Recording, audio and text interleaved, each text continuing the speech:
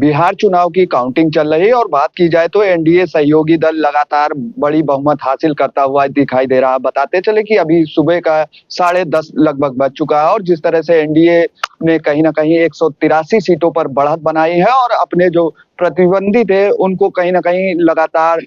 चौंकाने का जो नतीजा वो सामने आ रहा है। और इन्हीं सब मुद्दे को लेकर हमारे साथ कैबिनेट मंत्री रेखा आर्य जी हैं। मैम, बात की जाए जिस तरह से एनडीए का अभी तक प्रदर्शन रहा है, शुरुआती रुझानों में कहीं ना कहीं एनडीए बड़ी बहुमत हासिल कर रही। गृह मंत्री अमित शाह ने भी कहा था 160 प्लस, अब 160 प्लस तो हो ही गया, 183 हो गया, कैसे देख रही? देखिए, निश्चित रूप से बिहार के चुनाव का परिणाम और रुझान में भी जो परिणाम है बदलने जा रहा है। मैं समझती हूँ कि एक ऐतिहासिक निर्णय जो है बिहार की जनता करने जा रही है। बिहार की जनता में भी विशेषकर मातृशक्ति जिन्होंने बढ़-चढ़ कर अब की बार मतदान किया है और अब की बार रिकॉर्ड मतदान बिहार में निकल कर आया है। समझती हूँ कि जिस प्रकार का रुझान अभी दिख रहा है और जिस प्रकार से 183 सीटों पर एनडीए लीड कर रही है, तो ये साफ पता चल रहा है कि वहाँ पर एनडीए की सरकार बनने जा रही है। ये साफ पता चल रहा है कि भारतीय जनता पार्टी के प्रति जो अभी आंकड़े दिख रहे हैं, उससे साफ एहसास हो रहा है कि भारतीय जनता पार्टी के प्रति बिहार की जनता ने प्रधानमंत्री मोदी जी के नेतृत्व में और उनकी कार्यशैली पर और बिहार के प्रति जो उनकी प्रतिबद्धता है, उसके प्रति जो है जो मोहर लगाने का काम किया है। मैं समझती हूँ बिहार की जनता नमन मैं उनको करती हूँ और मैं मातृशक्ति का तो विशेष धन्यवाद करती हूँ कि जो भरोसा आपने दिखाया है, वो भरोसा निश्चित रूप से बिहार की कायाकल्प करने में आने वाले समय में एनडीए की गवर्नमेंट उनके विश्वास को कायाकल्प के रूप में बदल के दिखाएगी। मैम, आपने मातृशक्ति की बात की, ऐसे में आप महिला मंत्री हैं और कहीं ना कहीं उत्तराखंड के तमाम जगहों पर आप सुशोभित भी कर रही हैं और महिलाओं को जागरूक कर रही हैं, चाहे वो खेल की बात हो या तमाम पहलुओं पर बात करें। तमाम मंचों पर आपने बड़ी योजनाएं लागू की। ग्रामीण स्थलों पे जो खिलाड़ी थे उनको व्यवस्थाएं नहीं मिल पाती थी, आज के समय में हमारे जो उत्तराखंड के खिलाड़ी हैं वो कहीं ना कहीं प्रतिस्पर्धा के माध्यम से बड़े मंचों पर उत्तराखंड की छवि निखारने का काम कर रहे हैं। कहीं ना कहीं ये जो नेतृत्व है इस पे आपकी दारोमदारी है, कैसे देखती हैं और आगे क्या कुछ रहेगा खिलाड़ियों का? देखिए,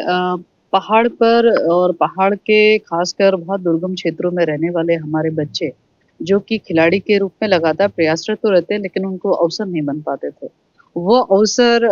खेल नीति आने के बाद से और युवा मुख्यमंत्री पुष्कर सिंह धामी जी के सहयोग से, उनके मार्गदर्शन में मुझे ऐसे-ऐसे योजनाएँ जो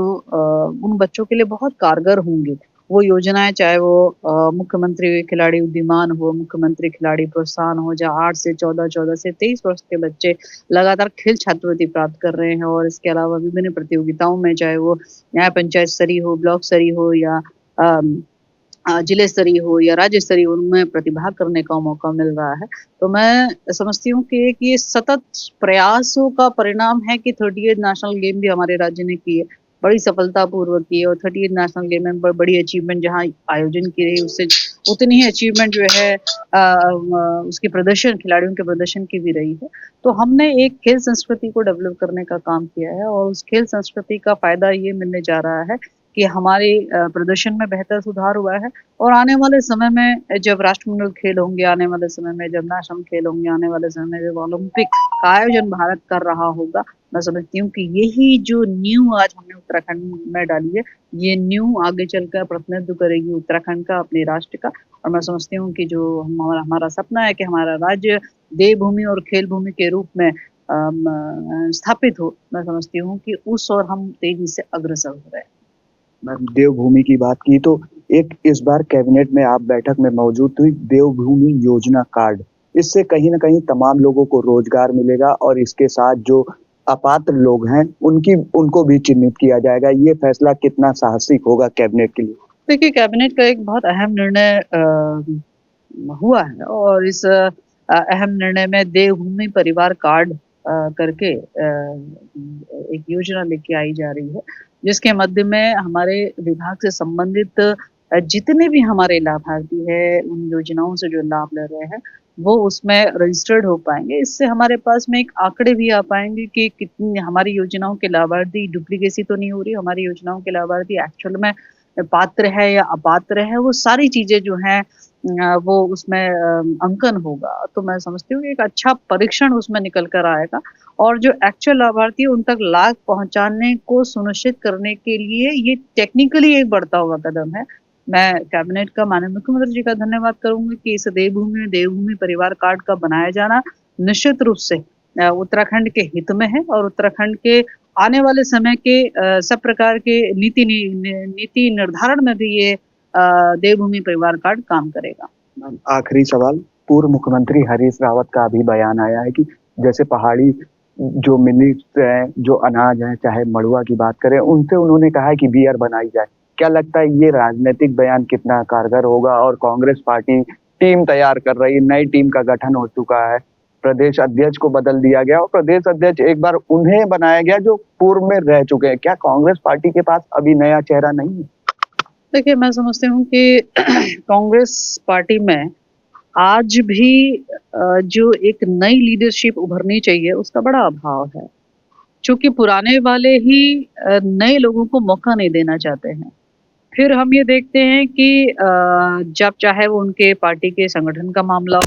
तो हम देख रहे हैं कि गिने-चुने ही लोग हैं, किसी ने को वहाँ पर अवसर नहीं, मौका नहीं। तो इसीलिए तो हम कहते हैं कि एक तरीके से परिवारवाद और एक तरीके से अपने ही लोगों को बढ़ाने की एक सोच वहाँ पे दिखती है, जिसके कारण से पार्टी लगातार हाशिए पे जा रही है।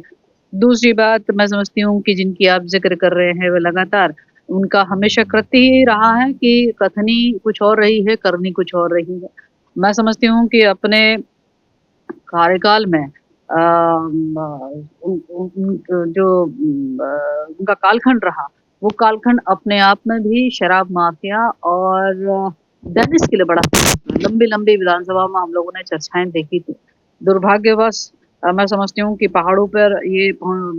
नशा पहुँचाने का भी जो कहीं न कहीं शराब एक माध्यम बना, वो बहुत दुर्भाग्यपूर्ण है और आज जो है इस प्रकार के बयान का आना, मैं समझती हूँ कि शायद वो इससे कभी उभर ही नहीं पा रहे हैं कि हमारे यहाँ के मिलेट्स के और क्या-क्या बेहतरीन उपयोग हो सकते हैं, उस और उनकी सोच ही नहीं रही है और जो कि बहुत उत्तराखंड के दृष्टिगत मैं समझती हूँ कि बहुत दुर्भाग्यपूर्ण है। मिलेट्स अभी पोषण का सबसे बढ़िया माध्यम है और मिलेट्स का उत्पादन अभी जितना हो रहा है उससे और अधिक हुआ जाना है क्योंकि उसके लिए हमारे पास में नेशनल और इंटरनेशनल मार्केट हमारे पास में उपलब्ध है। तो हमारी अभी कोशिश यही होनी चाहिए कि हमारा इसका चाहे वो मंडुवा हो, चाहे झंगोरा हो या हमारे अन्य चीज़ें हों, चाहे वो गहत हो, चाहे हमारी भट्ट हो, इसका उत्पादन अधिक से अधिक होए ताकि जो है हम अपने पूरे देश को जो है ये पोषण युक्त अनाज जो है हम प्रोवाइड करें। मुझे लगता है उस दिशा में उस आत्मनिर्भरता के लिए यदि वो सजेशन देते वो ज़्यादा अच्छा होता। तो ये भी हमारे साथ कैबिनेट मंत्री रेखा आर्य, जिन्होंने तमाम मुद्दों को लेकर चर्चा की। सहयोगी जितेन के साथ मैं दीपक पांडे, एशियन न्यूज़, देहरादून।